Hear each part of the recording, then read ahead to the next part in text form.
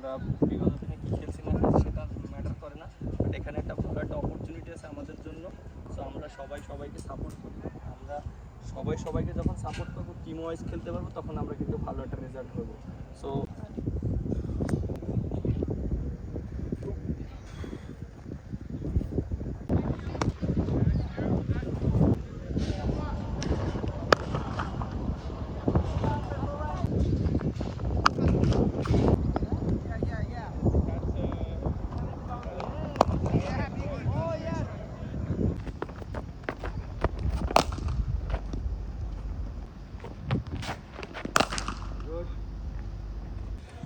হ্যাঁ, global super league এটা আমার প্রথম কোনো বাইরের ফ্র্যাঞ্চাইজি ক্রিকেট লিগ ছিল।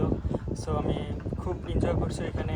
আমাদের টিমমেটসরা খুবই কোঅপারেটিভ ছিল, আর একটা ডিফারেন্ট এক্সপিরিয়েন্স ছিল।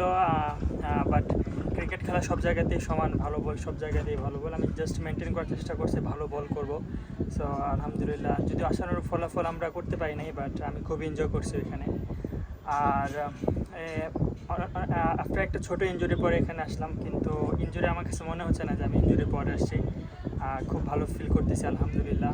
বডি ইজ ওকে আছে, মেন্টালিটি অনেক ভালো আছে এখন আলহামদুলিল্লাহ। দেখা হয়েছিল, কর্নেল বলতেছিল যে তুমি লাইফে যেখানে থাকো শিখতে থাকো এবং নিজেকে মেনটেন করো, ফিটনেস ধরে রাখো এবং লাইফে যেখানে যাবা শিখবা, শেখার কোনো শেষ নেই। ইন্টারনেটে কী চলতেছে এগুলো সেরকমভাবে মাথায় নিই না, জাস্ট একটা জিনিসই ফোকাস করতেছি, মাঠে কেমনি পারফর্ম করা যায় এবং আমার টিমকে কীভাবে আমার বেস্ট পারফর্মটা দেওয়া যায়। যখনই খেলতে নামি চেষ্টা থাকে কিংবা ওরকম মাইন্ডসেট নিয়ে নামি যে টিমকে আমার বেস্টটা দিব, তো টিমকে বেস্টটা দিতে পারছি আলহামদুলিল্লাহ। ভালো মাঝে কাছে থাকতেছি, সেই কোচের আন্ডারে কাজ করতেছি, নতুন কিছু শিখতেছি, যে কোনো দেশে যাইতেছি ওই সব দেশে কন্ডিশনে নতুন কিছু শিখতেছি। তো শিক্ষার কোনো শেষ না, আমি এখানে এসে শিখলাম যে এই ওয়েদারে কিংবা এই ওয়েস্ট ইন্ডিজে উইকেটে কেমন বল করা উচিত কিংবা কেমন লাইন নিতে বোলিং করা উচিত, তো অবশ্যই শিখতেছি সব জায়গায় গিয়ে।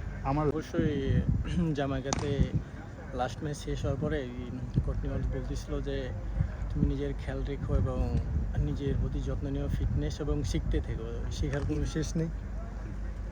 মাঝখানে